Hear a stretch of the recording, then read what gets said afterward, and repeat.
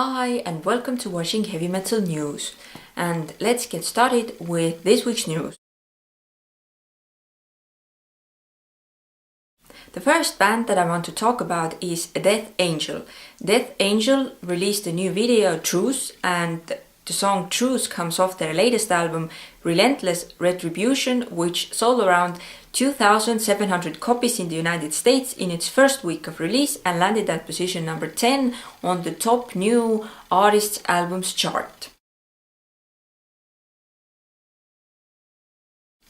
The next band that I want to talk about is Kataklysm, and Kataklysm have announced their North American leg of the tour, which is dubbed the Spread the Venom 2010-11 World Tour, and they will be supported by 4 different bands, and it is rumored to be the last tour before their much needed break and before the recording of their new album. The next band is Amon Amarth, and Amon Amarth have released the following statement that they have 10 songs ready for the new album, and they have already recorded drums in October and also some bass and guitar, and they are confirming that they are playing with Children of Bodom in the UK next year on the Defenders of the Faith 2011 tour.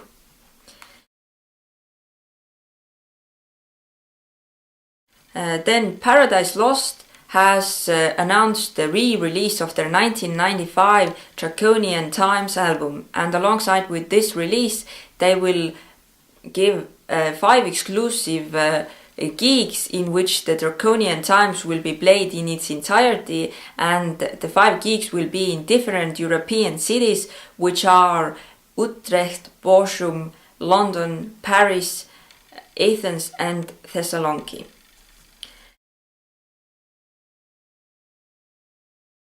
Then Apocalyptica have released a statement that they have to cancel their upcoming North American tour because of their band members Pertu Kivilaakso's illness, and they apologize for the fans and state that the band members' health is most important.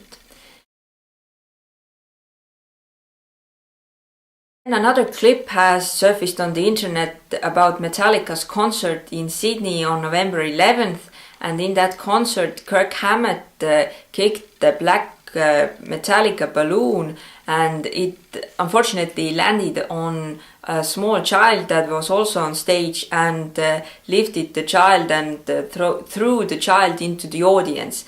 And at first it was rumored that the child was James Hetfield's son, but it turns out that it was either the production manager's or tour manager's daughter, and also the child was not injured in this incident.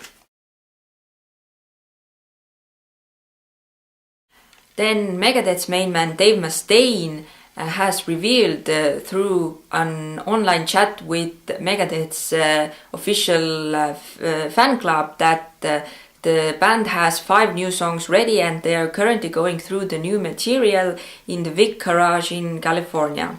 And their latest album, Endgame, sold around 45,000 copies in the United States in its first week of release and landed at position number 9 on the Billboard 200 chart. Also about charts and positions, Cradle of Filth's new album Darkly Darkly Venus of Versa sold around 5,800 copies in its first week of release and landed at position number 99 on the Billboard 200 chart. Then Deo, the band led by Kataklysm frontman Maurizio Econo, have released a statement that after their upcoming tour they will go in studio and start recording their new album, which is called Caligula. And Iacono says that the new album will be a revolutionary album which will breathe new air into the metal scene. Within Temptation have set The Unforgiven as the title of their new album which should be released next year in March. And it is the new album's concept is said to be based on a comic book series written by Stephen O'Connell.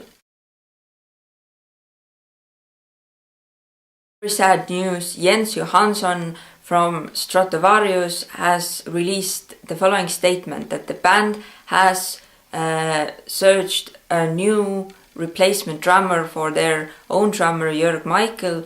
And why? Because Jörg Michael has cancer and he needs time for the necessary treatment. And he says that they all support Jörg and wish they could all say in the future that Jörg had cancer, but he beat it.